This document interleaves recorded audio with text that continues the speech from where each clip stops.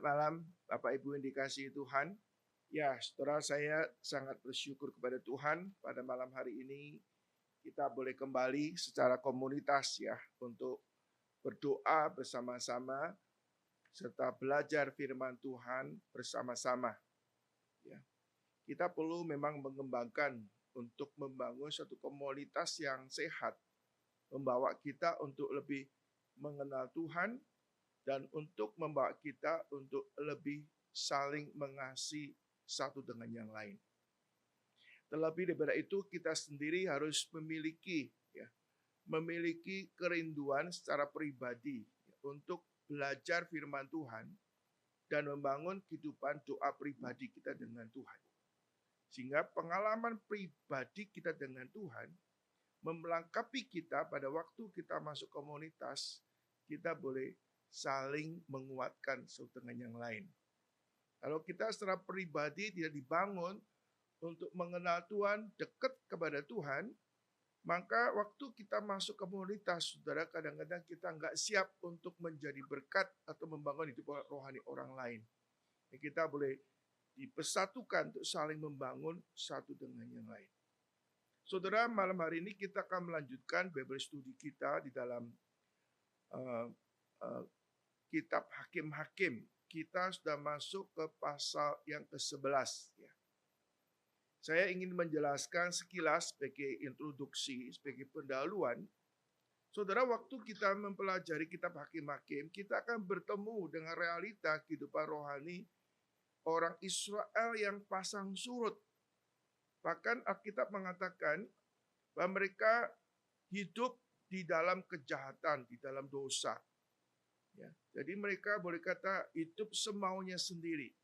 Kalau kita melihat dalam satu aspek, kita hanya akan melihat hal negatif-negatif yang ada pada diri orang Israel. Dan tapi di samping itu, sebenarnya kita mempelajari karakter Tuhan. Bagaimana sikap Tuhan, tindakan Tuhan menghadapi orang Israel yang mengalami dekadensi dalam kehidupan rohani mereka. Kita bisa mempelajari mengenai anugerah Tuhan, kesabaran atau kepanjang sabaran Tuhan, belas kasihan Tuhan, kesetiaan Tuhan yang luar biasa sekali di dalam kehidupan orang Israel.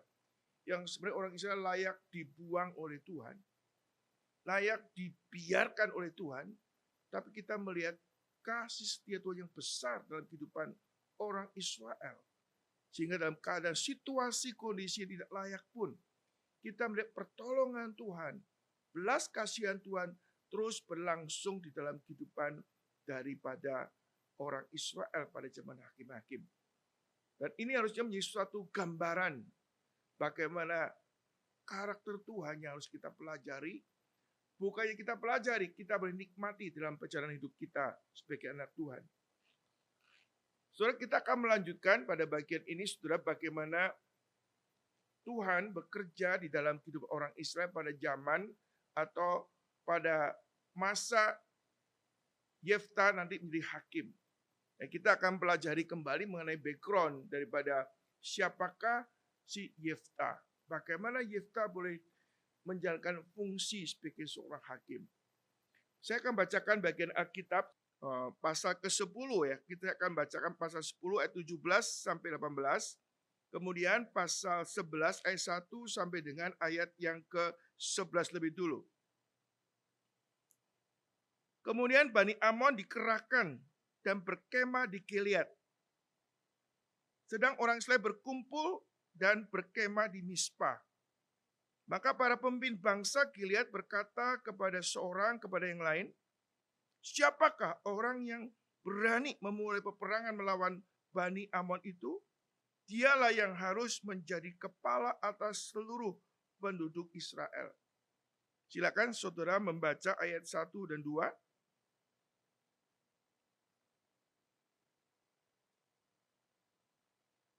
Adapun Yefta, orang Gilead itu adalah seorang pahlawan yang gagah perkasa. Tetapi ia anak seorang perempuan sundal. Ayah Yefta ialah Gilead. Juga istri Gilead melahirkan anak-anak lelaki baginya. Setelah besar, anak-anak istrinya ini, maka mereka mengusir Yefta. Katanya kepadanya, engkau tidak mendapat milik pusaka dalam keluarga kami, sebab engkau anak dari perempuan lain. Silakan 34.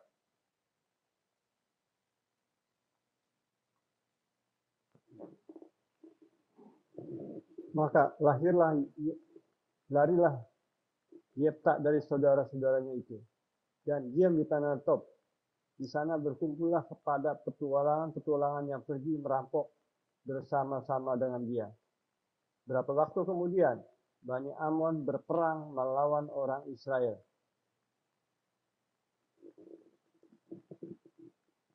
Silakan lanjutkan.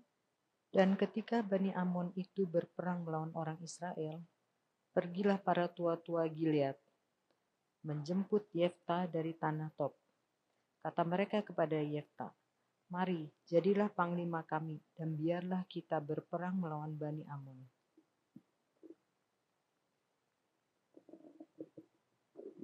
Silakan 78. Tetapi kata Yefta kepada para tua-tua Gilead itu, bukankah kamu sendiri membenci aku dan mengusir aku dari keluargaku? Mengapa kamu datang sekarang kepadaku pada waktu kamu terdesak? Kemudian berkatalah para tua-tua Gilead kepada Yefta, memang kami datang kembali sekarang kepadamu. Ikutilah kami dan berperanglah melawan Bani Amon, maka engkau akan menjadi kepala atas kami, atas seluruh penduduk Gilead. Silakan lanjutkan 9, 10.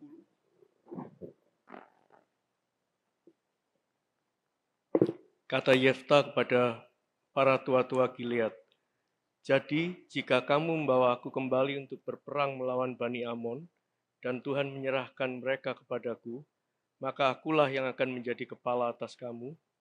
Lalu kata para tua-tua Gilead kepada Yefta, demi Tuhan yang mendengarkannya sebagai saksi antara kita, kami akan berbuat seperti katamu itu. Ayat 11 silakan dibaca. Maka Yefta ikut dengan para tua-tua Gilead. Lalu bangsa itu mengangkat dia menjadi kepala dan panglima mereka. Tapi Yefta membawa seluruh perkaranya itu ke hadapan Tuhan di Mizpah. Ya, di dalam pasal ke-10 khususnya, itu Tuhan tidak langsung membangkitkan seorang hakim untuk menolong orang Israel menghadapi orang Amon. Dan kita melihat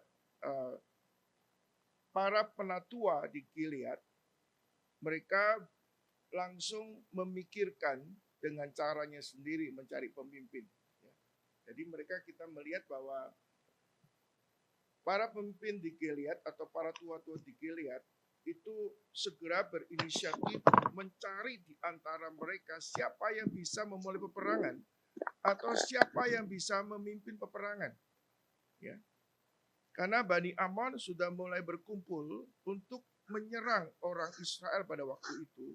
Yang dari sini menyerang akan orang Gilead. Ya. Orang Gilead yang tinggal di antara Gad dan suku Manase di situ. Jadi itu Gad itu orang Gad ya. Orang Gilead ya, orang Gilead.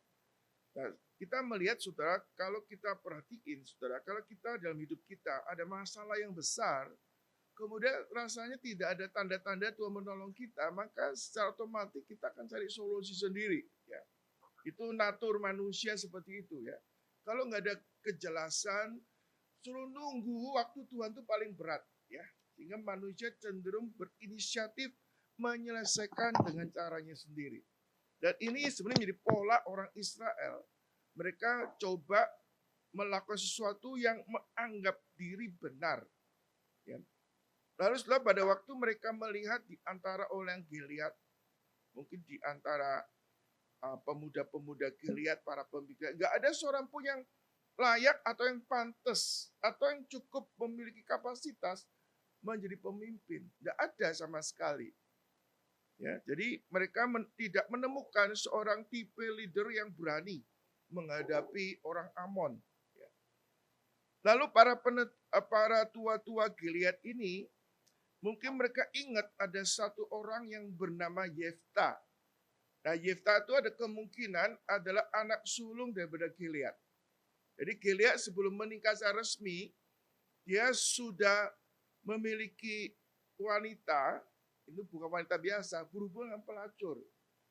Nah, pelacur ini sudah kemungkinan besar adalah imam daripada Baal, ya. Dia melakukan suatu perselingkuhan, bukan perselingkuhan, perjinahan di kuil, lalu menghasilkan seorang anak yang bernama Yefta. Nah, setelah itu dia menikah secara resmi, dan disebutkan namanya di antara orang Gilead sehingga punya anak-anak banyak. Nah, ada yang mengatakan bahwa Yefta itu anak yang sulung. Anak sulung di mana Gilead. Nah, Gilead ini disebutkan nama Gilead itu nama orang, bukan nama orang. Nama Bani, seperti Bani gitu ya. Bukan nama orang. Ada yang kata ini nama orang Gilead sama dengan nama daerahnya. Ini belum ada kesepakatan, tapi dia disebutkan siapa orang ini. Ya. Lalu dia punya anak-anak dari istri yang sah. Ya. Istrinya berapa kita nggak tahu persis, tapi anaknya juga banyak. Ya. Dan waktu anak bertambah besar, ada kemungkinan juga Gilead ini, ayah Gilead, kaya Yefta itu meninggal dunia. Dan meninggal dunia, kemudian mereka berbagi warisan. Ya. Lalu saudara-saudara daripada Yefta ini mungkin serakah atau tidak mau berbagi warisan dengan yang namanya si Yefta. Karena kalau Yefta itu anak sulung, maka Yefta akan mendapat 2 bagian. Maka saudara-saudara yang lain cari masalah supaya Yefta nggak ada bagian. Masalah bisa diekspos, yaitu menikah dengan Yefta itu, Gilead menikah dengan istri yang nggak sah. Lalu saudara-saudara Gilead ini main mata dengan tua-tua Gilead, lalu mengusir Yefta. Sehingga Yefta akhirnya melarikan diri, kan dianiaya mungkin, diperkarakan, melarikan diri ke Top. Itu di luar wilayah, di wilayah keluarga daripada. Ini mirip dengan kisah daripada Gideon, ya, mirip Gideon. Gideon kan punya Gundik, ya. Gundik punya anak yang mana siapa? Abimelek, kan. Nah, ini sama mirip gitu ya. Jadi mirip tapi nggak sama. Ya, muncul yang namanya Abimelek, dan Abimelek itu mungkin sekualitas sama yang namanya si Yefta. Lalu mereka kumpul dengan orang unworthy, orang yang tidak layak, atau orang yang petualang-petualang ini, saudara. Sehingga kalau kita melihat daripada kehidupan daripada Yefta itu mirip dengan Abimelek, saudara. Cuma mungkin Abimelek lebih licik, ya. Dia bunuh semua saudaranya, malah dia akhirnya menjadi ahli waris tunggal gitu loh. Nah, mungkin si Yefta nggak seberuntung seperti daripada Abimelek, lalu diusir keluar daripada lingkungan daripada orang-orang Gilead ini. Tapi sebetulnya dia sebagai anak sulung mungkin keluarganya sudah tahu tuh kualitas daripada si Yefta ini. Tua-tua juga tahu kualitas dari Yefta, apalagi setelah Yefta itu bergaul dengan petualang-petualang. Dia jadi jagoan di situ gitu loh. Lalu saudara kita melihat kemudian tua-tua daripada Gilead ini mencari Yefta untuk menjadi pemimpin perang. Ini saudara, orang sudah kepepet ya mengalahkan segala cara untuk mencapai tujuan gitu ya. Jadi nggak ada musuh sejati di dunia politik gitu ya. Jadi sekarang tua-tua ini membangun, boleh kata mendekati, mau negosiasi supaya Yefta itu mau menolong mereka, mau berperang untuk kepentingan akan orang Gilead ini atau kepentingan orang Israel. Atau sekarang tua-tua daripada Gilead ini ingin rekrut, ya. Di belakang rekrut ini mungkin ingin memanfaatkan, ya, memperdaya Yefta untuk kepentingan mereka. Nah, saudara-saudara, ini adalah cara yang dibangun oleh tua-tua orang Gilead. Nah, kita melihat saudara, kalau kita seperti di sini, kita melihat bahwa orang Gilead, orang-orang tua-tua Gilead ini, mereka sudah berdoa kepada Tuhan, minta pengampunan Tuhan, ya, atau minta Tuhan tolong. Setelah mereka minta tolong, saudara, Tuhan kan mengatakan, aku tidak akan tolong kamu. Nah, Tuhan silent. Tuhan tidak ngomong apa-apa. Di tengah-tengah kadang ngomong ini, akhirnya tua-tua Gilead ini mengambil tindakan sendiri. Tidak berdoa kepada Tuhan, tidak minta pimpinan Tuhan, lalu mengambil solusi sendiri. Mengambil solusi, pertama mereka ingin cari, memilih orang di antara mereka nggak ketemu. Lalu mereka juga ambil solusi, ingin rekrut Yefta menjadi pemimpin mereka atau pemimpin perang mereka pada awalnya. Jadi mereka sudah berkata, mereka menganggap mereka mau hidup sama sendiri. Walaupun secara dulu mereka tuh menolak Yefta, dianggap tuh anak pelacur, mereka nggak beres. Apalagi sekarang mereka tinggal di daerah lingkungan orang yang nggak sehat. Tapi mereka nggak pikir lagi. Pokoknya mereka bisa menyelesaikan masalah dengan orang Amon. Jadi mereka memikirkan pola strategi yang pragmatis kalau zaman sekarang ini. Menghalalkan segala cara untuk mencapai tujuan.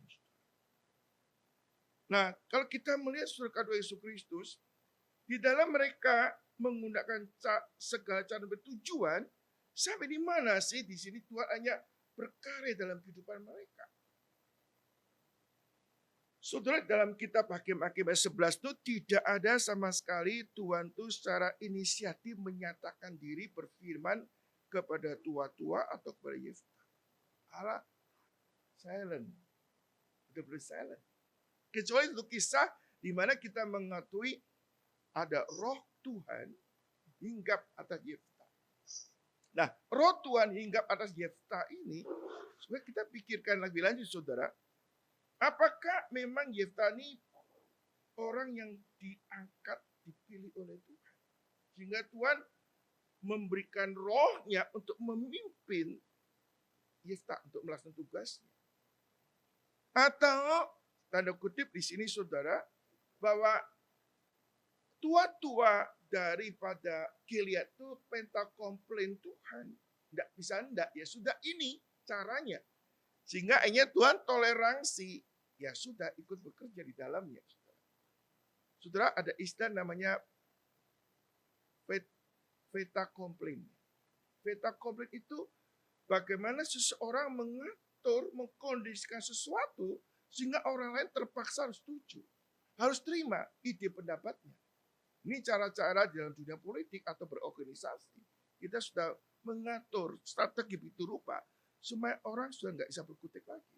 Dikunci gitu. Nah, di sini sudah kepada Yesus Kristus, mungkin di dalam pikiran daripada yang namanya tua-tua daripada Gilead ini, saudara, kita melihat dulu mereka yang mengatur atau berpihak kepada keluarga Gilead, saudara Gilead, untuk mengusir yang namanya Yefta. Sekarang orang yang sama ini bermain politik lagi, merekrut Yefta. Saudara, di sini kita melihat di dalam dunia ini ada banyak negosiator ya, yang sifatnya manipulator. Gitu. Jadi orang yang cerdas, yang cerdik bermain begitu rupa. Sehingga sepertinya dunia ini bisa diatur gitu ya. Termasuk sebenarnya orang seperti ini ingin ngatur Tuhan gitu ya. Nah, kita melihat saudara-saudara kata Yesus Kristus, kita melihat kasus daripada Yefta ini, saudara.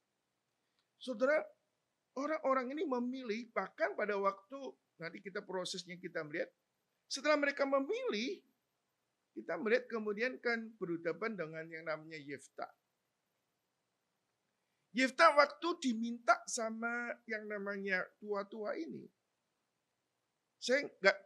kita pikirkan saudara, awalnya dia akan mengatakan, kamu dulu buang aku, kamu usir aku, kamu artinya tua-tua itu yang usir. Artinya dulu tua-tua ini diperalat oleh yang namanya keluarga atau saudara dari Yefta untuk mengusir Yefta. Berarti Yefta tahu ini adalah kerjanya daripada si tua-tua ini. You yang ngusir saya nih. Sekarang kamu kok mau rekrut saya? Maumu itu apa? Nah sekarang Yefta sudah pinter artinya. Gitu.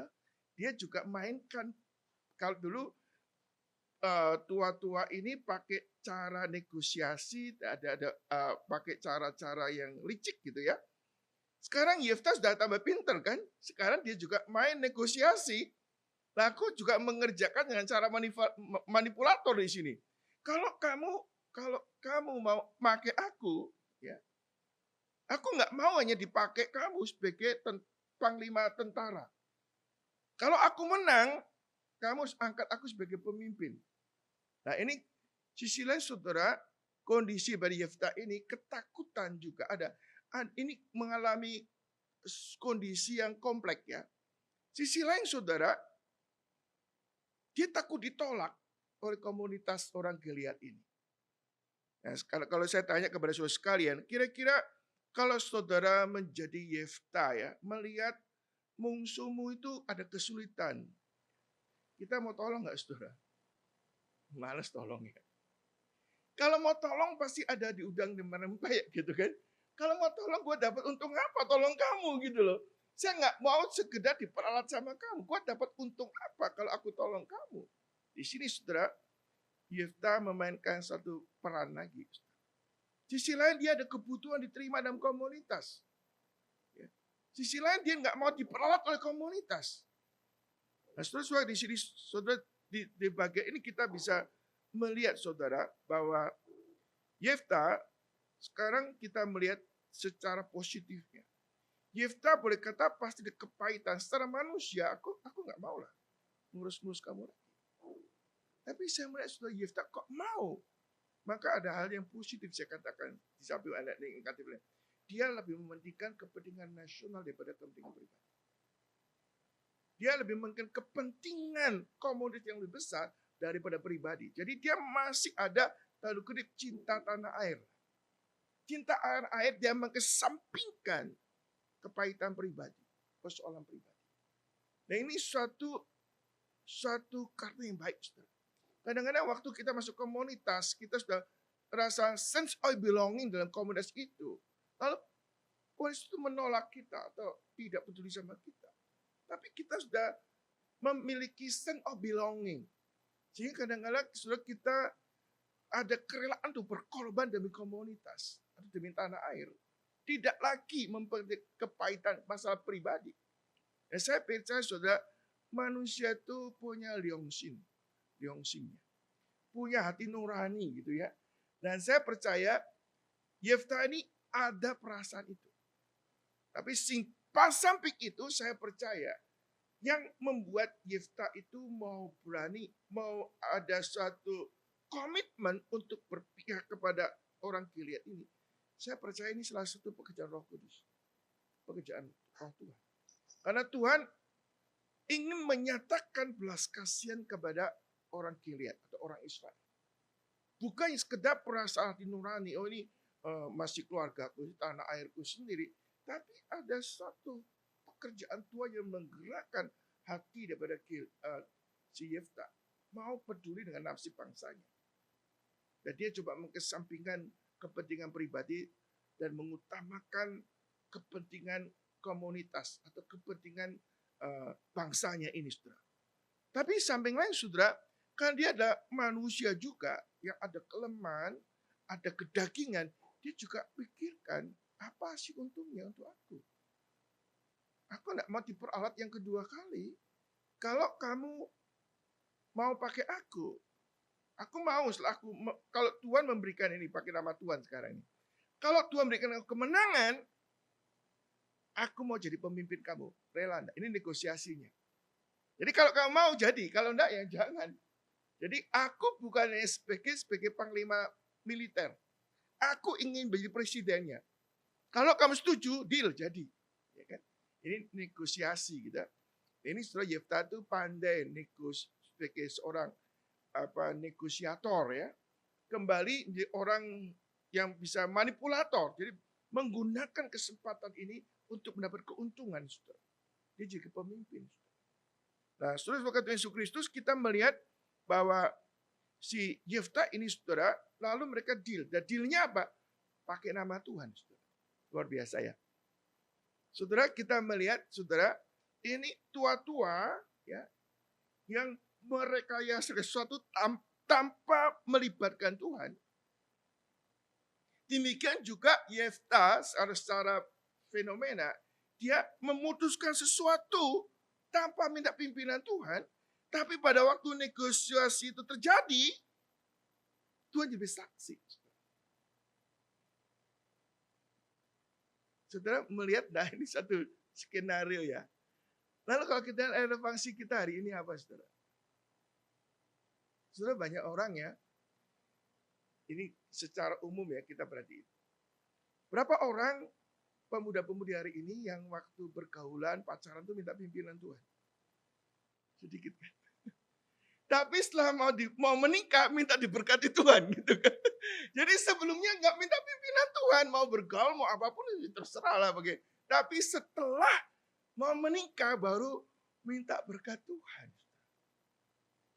Nah, ini cermin dari kehidupan manusia. Kadang-kadang kita merencanakan macam-macam tanpa melibatkan Tuhan.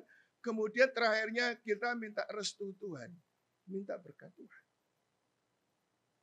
Sama juga pada waktu kita ya macam-macam membuka usaha, membuka rencana sesuatu, mengadakan perjalanan sesuatu, kita planning mau holiday kemana-mana, kita tanpa minta pimpinan Tuhan, tapi setelah berkat, Tuhan berkati saya. Jadi saudara, ini suatu nilai rohani yang sebetulnya agama itu hanya sebagai simbolik saja.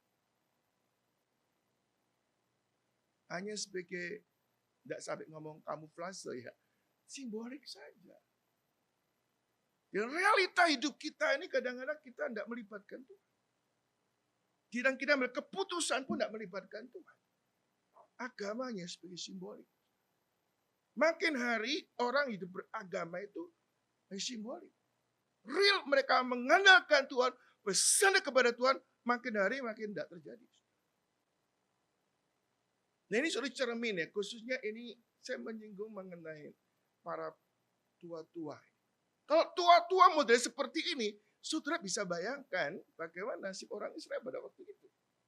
Mereka nggak pernah melibatkan Tuhan di dalam hidup sehari-hari mereka. Waktu mereka keputusan juga tidak melibatkan Tuhan. Tapi pada di end, akhirnya minta berkat Tuhan. Termasuk saudara kita melihat Yefta. Setelah dia bergumul-gumul, setelah selesai, semua sudah deal, dia baru datang minta petunjuk Tuhan. Untuk apa minta petunjuk? Dia sudah putusin semua kok, minta petunjuk Tuhan.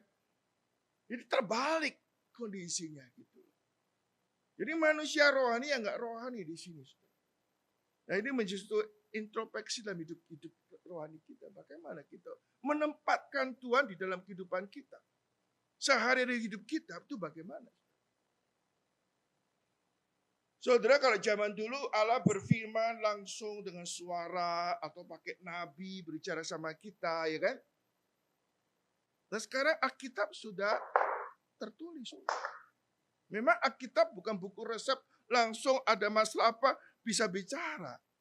Tapi minimal pada waktu kita belajar firman Tuhan, tunduk kepada Tuhan, Roh Kudus akan menolong kita. Memberi kepekaan atau spiritual discernment untuk membedakan apa yang baik yang berkenan kepada Tuhan.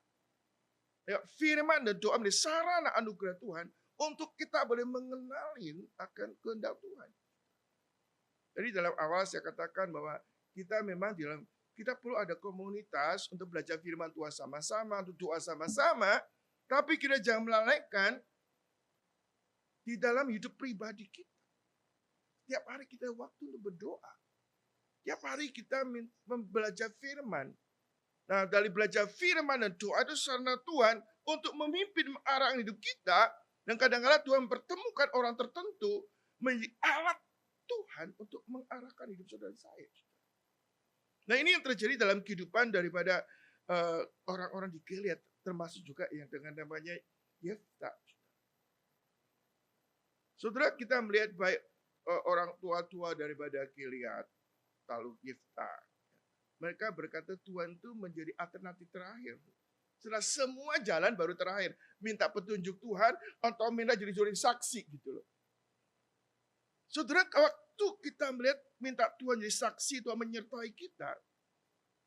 Kalau begitu, kalau kita nggak pernah membangun kehidupan yang dekat sama Tuhan, melibatkan dari awal, apakah dengan berkat Tuhan, petunjuk Tuhan itu, Tuhan akan melakukan, saudara?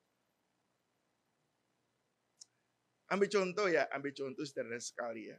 Nah ini kebetulan beberapa saudara ya, ada yang anak-anaknya belum menikah, ada yang sudah menikah ya.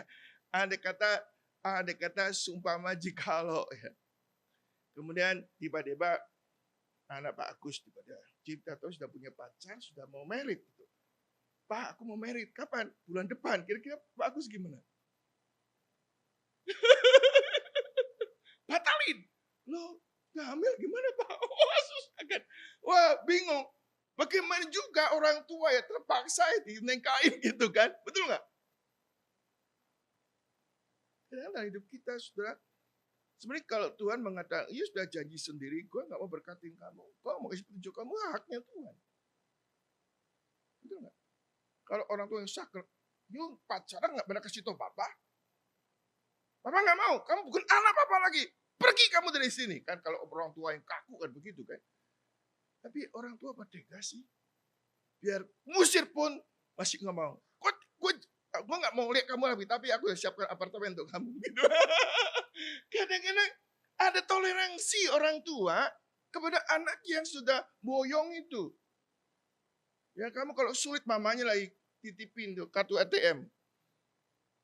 Papanya nggak kasih, mamanya titip. Ini loh ATM, ya sulit-sulit ini loh pakai ini, gitu kan?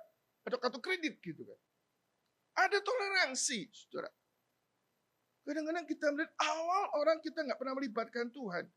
Lalu sudah mengalami insiden tertentu, kita datang sama Tuhan. Apakah Tuhan peduli? Ya, kadang-kadang Tuhan peduli. Ada belas kasihan Tuhan. Sehingga kalau kita melihat ya memang waktu kita menafsir bagian Alkitab, kadang-kadang kita ada seni dalam kita memahami kehendak Tuhan. Kita melihat kemudian setelah lewat semua ini, ya setelah ambil keputusan semua, ya kan dikatakan si Yefta minta petunjuk Tuhan ya, lalu juga kuat Tuhan minta saksi Tuhan.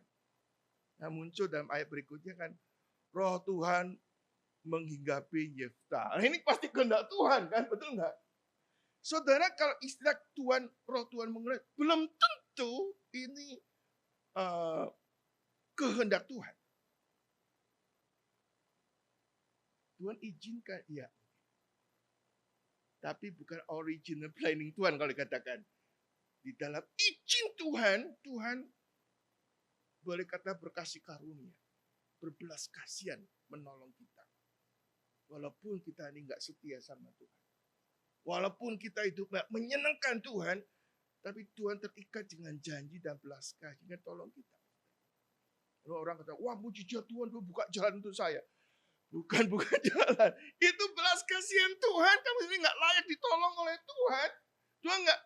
Tuhan nggak utang sama kamu. Tapi Tuhan lihat belas kasihan Tuhan ada jalan keluar untuk kamu. Apalagi kalau Tuhan kamu sudah veta komplain sama aku. Tuhan kadang-kadang tahu main nakal sama Tuhan. Tapi masih ada toleransi Tuhan. Nah setelah kita melihat sekilas sampai di sini kita melihat. Mereka memilih Yefta. Siapa Yefta?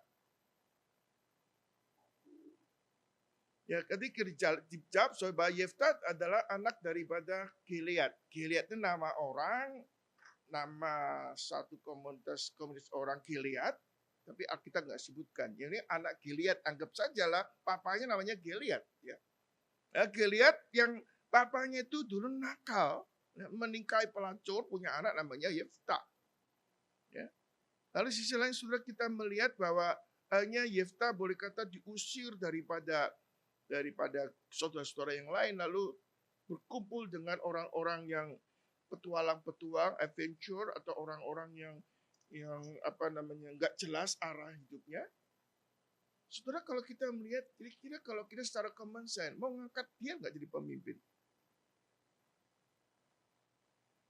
Nah, ada ketua preman, mau diangkat nggak jadi presiden kira-kira? Ya, diangkatlah untuk melawan mafia. Gitu kan. Nah ini kalau nggak angkat preman, nggak bisa berani lawan mafia gede itu gitu loh ya.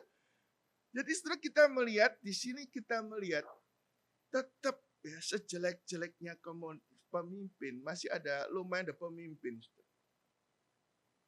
Masih sejelek-jelek pemerintah, masih bagus daripada nggak ada pemerintah.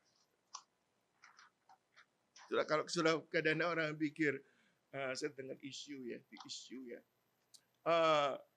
Kalau mereka sekarang kan ada 3 pilihan presiden di Indonesia kan, ya dari Ganjar, Prabowo atau Anies. Ada orang ngomong lain, ada pendapat lain. Jangan hanya 3 alternatif. Kalau perlu ada alternatif keempat. Apa itu? Jokowi 3 periode gitu. Nah, masing-masing sekarang Jokowi lagi di diserang habis sama si Rocky Gerung gitu. Sudah, kalau kita melihat saudara Yefta ini orang yang secara karakter moral itu nggak cocok jadi pemimpin. Tapi untuk lawan Amon ini tidak mungkin tidak pakai Yefta. Terpaksa tanda kutip pakai Yefta. Lalu kita pikir, apakah Yefta ini memang orang yang Tuhan mau pakai atau terpaksa terpakai? Kalau dalam bagian Ibrani pasal ke-11, Yefta termasuk tokoh iman. Dijajarkan dengan Gideon. Dijajarkan dengan Daud. Dengan Samuel. Berarti memang Tuhan berkenan pakai dia. Walaupun dia nggak layak dipakai. Tuhan mau memberikan roh yang kudus untuk menjadi sarana anugerah Tuhan menyelamatkan orang Israel dari perbudakan dari tindasan orang Amon. Di sini semata-mata saya melihat walaupun Tuhan tidak berkenan sama hidup daripada yang namanya Yefta. Dan Yefta bukan seorang yang punya kapasitas sebagai pemimpin yang baik. Tapi oleh belas kasihan Tuhan. Oleh anugerah Tuhan. Yang kadang sulit kita ngerti. Tuhan menerima si siapa nih Yefta ini. Dan dipakai menjadi alat Tuhan untuk membebaskan orang Israel dari Amon. Ini semata-mata apa? Belas kasihan Tuhan. Sebenarnya Yefta nggak layak. Nggak masuk proper test gitu. Tapi oleh belas kasihan Tuhan, Tuhan memakai Yefta ini. Dan saudara kalau kita pikir, apa sih relevansi dengan kita? Satu hal yang perlu kita sadari, yang sebetulnya yang penyelamat yang sebenarnya itu Tuhan. Yang jadi Yefta itu hanya dipakai Tuhan. Diperdaya oleh Tuhan, menjadi kepanjangan tangan Tuhan untuk menyelamatkan orang Israel yang terkenal tegar tengkuk dan selalu maunya sendiri. Nah, kita melihat penyelamat itu Tuhan sendiri. Tuhan yang memakai Yefta. Yefta kalau tanpa Tuhan tidak bisa kerja apa-apa. Jadi kadang-kadang orang mengandalkan, wah ini ketua preman bisa dipakai Tuhan. Kalau Tuhan nggak mau pakai nggak bisa bapak biar ketua preman. Walaupun orang nggak bisa apa-apa, seperti kita melihat Tuhan bisa pakai wanita, patok kepala gitu kan. Ini bukan siapa atau kita ini apa, tapi Tuhan mau apa dalam hidup kita. Tuhan bisa pakai orang-orang biasa yang karena Tuhan nggak bisa juga nggak pakai siapa-siapa untuk mengerjakan pekerjaan sendiri. Nah, ini menyadarkan kita kalau kita dipakai oleh Tuhan, kita harus sadar ini kita nggak layak. Kita tuh bukan siapa-siapa, kita ini bukan apa-apa. Hanya oleh anugerah Tuhan pakai kita. Seperti lagu dikatakan, bukan karena kebaikanku, bukan karena kekuatanku, semua hanya anugerahnya yang diberikan pada kita. Semua anugerahnya yang diberikan bila kita dipakainya. Hati-hati saudara, kalau saudara merasa diri cukup layak, dan saudara rasa cukup mampu dipakai Tuhan, hati-hati. Engkau berarti kurang memahami cara kerjanya Tuhan. Kalau Tuhan tanpa kita pun dia bisa kerja. Kalau Tuhan pakai kita semata anugerahnya, nggak ada jasa kita, kelebihan kita, sehingga Tuhan memilih memakai Yefta atau memakai kita. Semata-mata anugerah Tuhan. Kita yang bisa bersyukur. Sekaligus kalau kita ditolong sama Tuhan, jangan pikir kita cukup layak ditolong oleh Tuhan. Atau kita cukup berjasa kepada Tuhan sehingga Tuhan mau melakukan sesuatu kepada kita. Tidak ada apa-apanya. Ini semata-matanya belas kasihan Tuhan.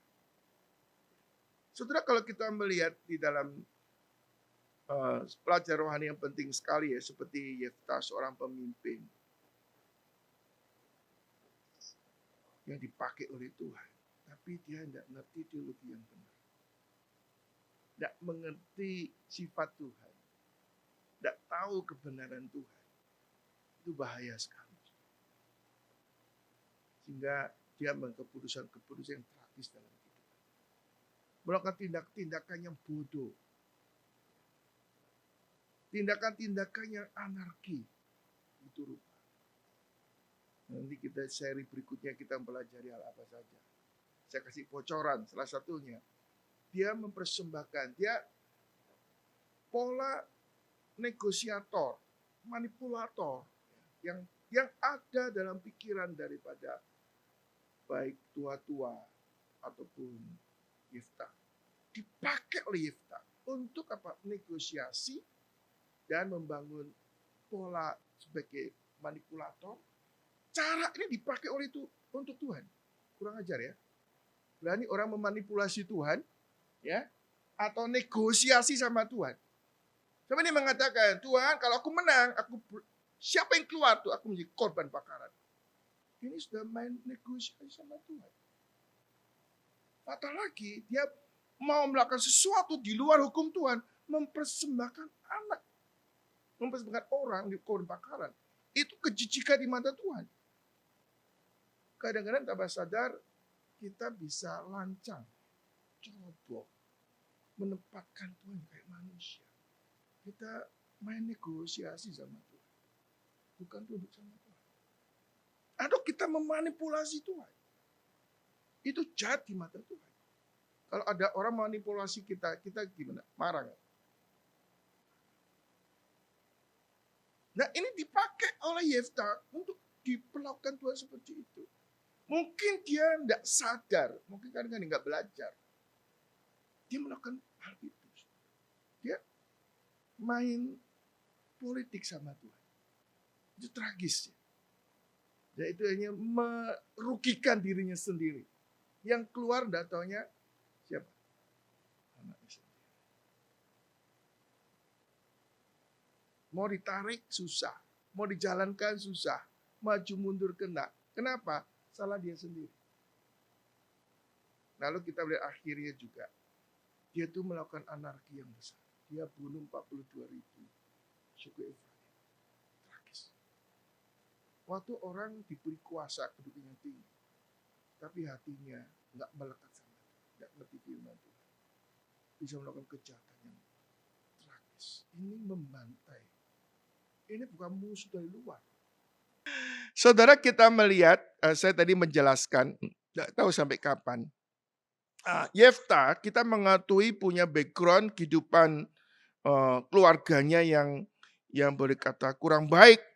Bahkan dibesarkan dalam lingkungan yang kurang baik. Ya. Dia seorang pemimpin secara performance kelihatannya punya kapasitas. Tapi saudara, Yefta tidak punya kapasitas rohani yang memadai. Dia boleh memimpin, ya, tapi dia tidak punya kapasitas yang memadai. Tapi kita melihat secara manusia, Yefta adalah orang yang punya kapasitas sebagai pemimpin gerombolan. Ya. Nah, kita melihat seperti orang-orang, para tua-tua di Gilead melihat bahwa Yefta orang yang cocok memimpin mereka, yang sanggup memimpin mereka untuk melawan gerombolan yang namanya orang Bani Amon itu. Sehingga saudara, kita mungkin dalam kaca dengan bahasa yang familiar bahwa ini adalah seperti ini ketua preman yang namanya Yefta melawan kelompok namanya gerombolan daripada Amon yang mafia dari luar negeri. Nah, ini boleh kata Revan yang cocok untuk dipertemukan, saudara. Ya, dan memang berhasil. Kadang-kadang kita melihat, saudara, bahwa keberhasilan ini bukan di dalam tangan yang namanya Yefta. Yefta hanya alat yang dipakai Tuhan. Tapi kemenangan itu sendiri kemenangan daripada Tuhan. Tuhan yang berperang untuk orang Israel. Ya, dalam hidup kita melihat seperti Yefta nggak layak dipakai Tuhan, nggak punya kapasitas dipakai Tuhan. Tapi oleh karena Tuhan yang perang, maka kita melihat peperangan itu karena Tuhan yang ikut berperang. Dalam hidup kita, kalau kita dipakai Tuhan, jangan kita pikir kita cukup layak, cukup kapasitas. Itu semata-mata hanya anugerah Tuhan. Nah, kita mengakui bahwa Yefta, sisi lain dia boleh melihat keunggulan dia, bisa mengalahkan perangan orang melawan orang Bani Amon. Tapi kita melihat dia kurang mengerti kehendak Tuhan. Dia tidak memiliki hubungan yang dekat sama Tuhan. Dia kurang mengerti firman Tuhan sehingga dalam tingkah laku berikutnya banyak yang bodoh, banyak yang konyol, yang arogan, yang tragis dalam kehidupan daripada Yefta. Salah satunya dia mempersembahkan anaknya sebagai korban bakaran. Nah, ini akan dijelaskan minggu depan ya. Tapi kita melihat Yefta kurang memahami korban bakaran ini untuk manusia, dikorban bakaran itu tidak alkitabiah. Tidak sesuai hukum Allah, tapi karena kembali Yefta ini berusaha membangun negosiasi, berusaha untuk manipulasi Tuhan dengan cara-cara manusia, akhirnya dia harus mengalami korban sendiri. Putrinya akhirnya harus dikorbankan. Sekaliguslah dia memerintah, boleh kata menjadi seorang penguasa. Dia lebih berani daripada Gideon melawan orang Efraim yang seringkali membawa lelo itu. Tapi sekaligus ya, di dalam keadaan yang berani itu jadi overconfident dan arogan. Dia bunuh orang daripada Efraim 42.000. Yang dulu Gideon nggak berani. Yefta berani melakukan ini semua. Aspek lain, saudara, kita melihat bahwa Yefta itu orang pemberani. Tapi kebablas di luar kontrol Tuhan. Tapi yang di luar kontrol Tuhan, seperti di luar kontrol Tuhan, tapi juga dalam kedaulatan Tuhan. Kenapa? Ini merupakan hukuman Tuhan untuk orang Efraim yang selama ini balelo. Ini kita melihat skenario Tuhan besar sekali. Kalau kita melihat cermin kehidupan kita sekarang ini. Bagaimana Allah terus ikut bekerja di dalam kehidupan bangsa-bangsa dan kehidupan secara universal, saudara. Nah, jadi kita harus belajar dari hari ini. Kita belajar untuk rendah hati. Sisi lain kita juga belajar untuk mengandalkan Tuhan. Jangan merasa diri mampu, jangan rasa diri layak. Kita belajar kepada Tuhan. Kalau kita mengalami hal yang buruk atau enggak menyenangkan, pasti di balik itu ada maksud rencana Tuhan yang sedang Tuhan kerjakan dalam kehidupan Bapak Ibu sekalian. Kita belajar, saudara, yang saya tambahkan satu hal. Kita melihat bahwa Yefta ini dihinggapi roh Tuhan. Ya, roh Tuhan memimpin dia sehingga dia melakukan banyak aktivitas yang spektakuler. Tapi kita melihat di dalam pengurapan Roh Kudus ini kok Yefta masih melakukan banyak yang konyol, yang bodoh. Why? Kenapa? Saudara, kita memahami Roh Kudus bekerja atau Allah bekerja, dia bukan mendikte kita. Dia bukan juga menguasai kita. Tapi dia membimbing kita. Membimbing kita berarti apa? Kita bisa nggak taat. Kita bisa mengabaikan dia. Pada waktu kita mengabaikan Tuhan, pada waktu kita nggak taat kepada Tuhan, maka terjadi seperti yang dialami oleh Yefta. Dia akhirnya di luar kontrol Tuhan. Dia melakukan hal yang bodoh, yang tragis dalam kehidupannya. Saudara, ini menjadi suatu warning untuk kita.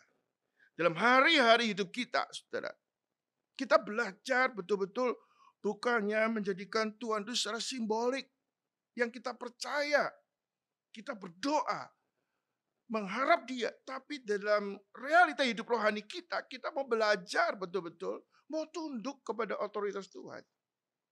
Kita belajar firman Tuhan, kita mau mentaati kehendak Tuhan. Di situ kita akan melihat tangan Tuhan tidak kelihatan itu mengarahkan hidup kita untuk melakukan yang baik, yang benar di depan Tuhan. Sarana yang Tuhan pakai kita melalui berdoa. Roh Kudus menggerakkan kita berdoa, maka kita jangan mengabaikan kehidupan doa. Roh Kudus memberikan firman untuk kita boleh mengisi hati Tuhan, maka kita jangan mengabaikan pimpinan Roh Kudus untuk kita belajar firman Tuhan. Sederhana, baca Alkitab dan berdoa. Tapi ini sarana anugerah yang mendasar dalam hidup kita, rohani kita, untuk melihat kita campur tangan Tuhan, yang memberikan kita spiritual discernment, bijaksana rohani, untuk tahu kehendak Tuhan dan melakukan kehendak Tuhan. Sehingga kita dihindarkan dengan bertindak bodoh, tragis, dan merugikan diri sendiri. Ya, minggu depan kita akan lanjutkan lagi membahas mengenai nasar daripada Yefta.